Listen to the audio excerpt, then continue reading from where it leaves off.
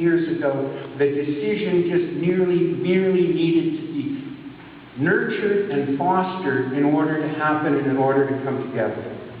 But you see, we broke from some really basic ideas with it in the early days when we started to do it. In the early days, what we did was we began the concept and the idea of saying we must be one, but we belonged to a society or we belonged to an organization that said we must be one, and that was one person saying.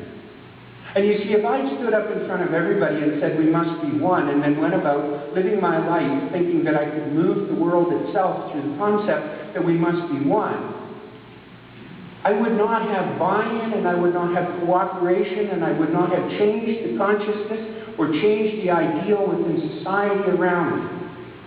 So what we learned was we learned that we needed to come together as a group, as a family, as a community to be able to manifest this. So beginning 6-7 years ago, what we began to do was we began to put it out to the field, and the field responded instead of course. And then what we did was we nurtured the field and supported the field in maintaining a disciplined idea that went around it. The field being, at that particular time, the member churches of Religious Science International and United Church of Religious Science. And so we put it out there and we kept saying, okay, we want to be one. And you'd agree when I told you one time, and then a month later I'd find you and say, I'm not sure. I'd say, no, we want to be one. And what we would do is nurture and mold what was happening. Not manipulatively, but by maintaining a disciplined thought and a disciplined idea around it, which was based in truth, therefore could not be disproved. And so that's the way we proceeded. We did lots of things that weren't done by one. We did tons of ideas and things. We would come up with a concept and say, this is going to be true. And we would go about our way living it, and the membership of the organization, of course, wouldn't support it. You might see this in your own centers. Have you seen that? Have you experienced where a couple of individuals within your organization determine the right way your particular center is going to go? And once they determine the way you're going to go, all of a sudden they head off in that direction. They expect everybody to follow them, but they haven't bothered to tell you that yet? We see it in government all the time. Who knows what the bigger picture is? Nobody bothers to share that with us in most times. But the key is that once you start enrolling the people who are part of it, what happens is you suddenly begin to change what?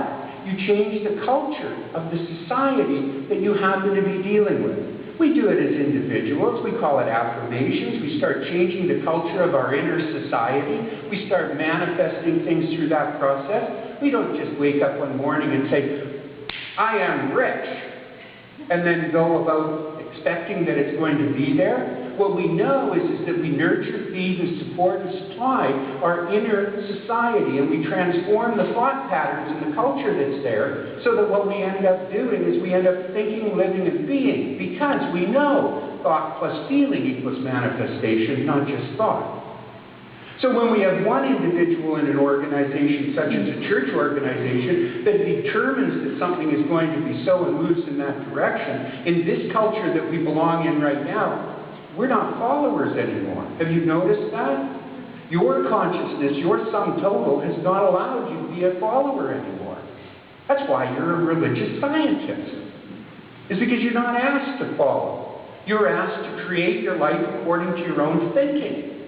So if I were to go to you and tell you right now that we're going to become one, damn it, if you don't like it, that's tough, because that's the way we're going, you would go, well, I won't tell you what you do. You already know what you do.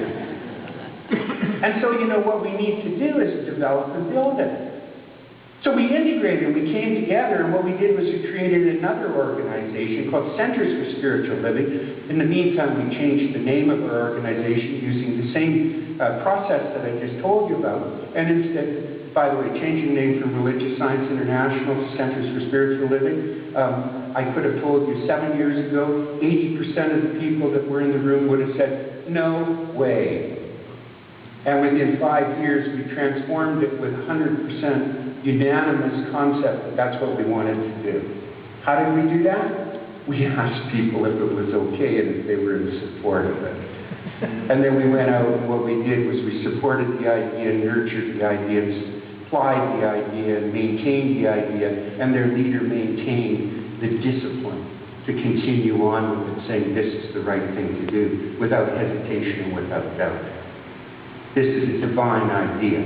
I entered into this thing called integration knowing it was a spiritual practice. I could care less about what everything else happened. And some people actually could, and they were upset by it. That's not it. The issue is, my job is to create a world that works for everyone. And to do that, what I have to do is have your support to be able to do that.